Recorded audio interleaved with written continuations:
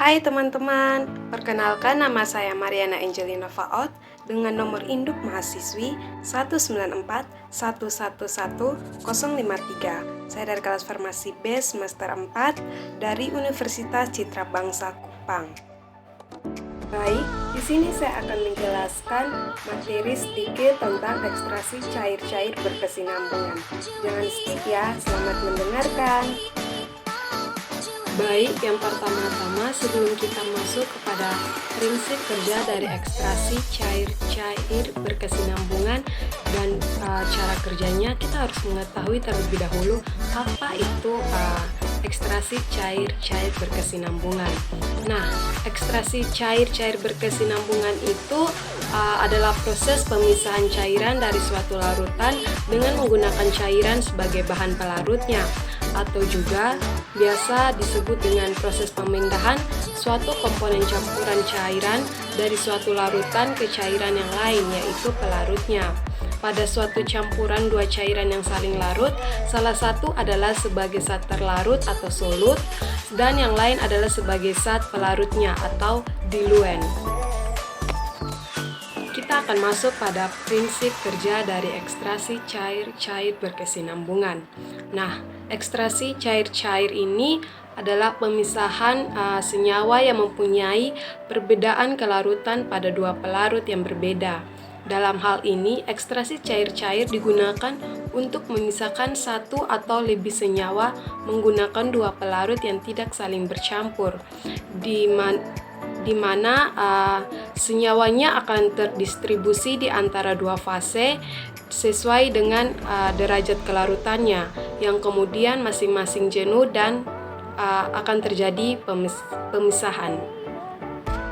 Selanjutnya kita akan masuk pada cara kerja dari ekstraksi cair-cair berkesinambungan. Nah, cara kerja di sini yang pertama-tama dari hal yang paling sederhana, yaitu yang cair dicampur berulang kali dengan pelarut segar dalam sebuah tangki pengaduk, sebaiknya dengan saluran keluar di bagian bawahnya.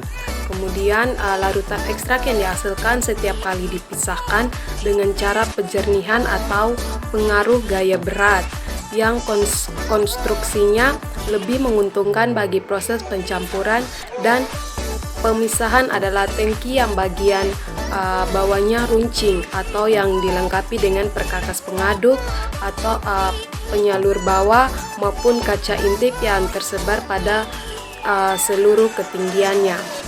Kemudian alat tak kontinu yang sederhana seperti itu digunakan misalnya untuk mengolah bahan dalam jumlah kecil atau bila hanya sekali saja dilakukan ekstraksi. Untuk pemisahan yang dapat dipercaya antara fasa berat dan fasa ringan, sedikit-sedikitnya diperlukan sebuah kaca intip pada saluran keluar di bagian bawah tangki ekstraksinya.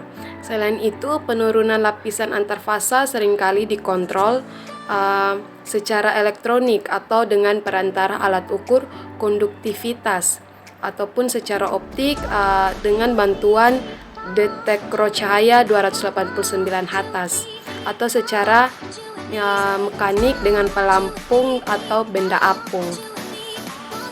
Peralatan ini juga mudah digabungkan dengan komponen pemblokir dan perlengkapan alarm yang akan menghentikan aliran keluar atau memberikan bunyi alarm segera setelah lapisan tersebut melampaui kedudukan tertentu, agar fasa ringannya yang kebanyakan terdiri atas pelarut organik tidak masuk ke dalam saluran pembuangan airnya, atau bisa juga pencegahan yang lebih baik dapat dilakukan dengan memasang bak penampung atau bak penyangga di belakang ekstraktor. Mungkin hanya ini saja yang bisa saya jelaskan. Mohon maaf atas mungkin ada kekurangannya. Mohon maaf. Sekian dan terima kasih.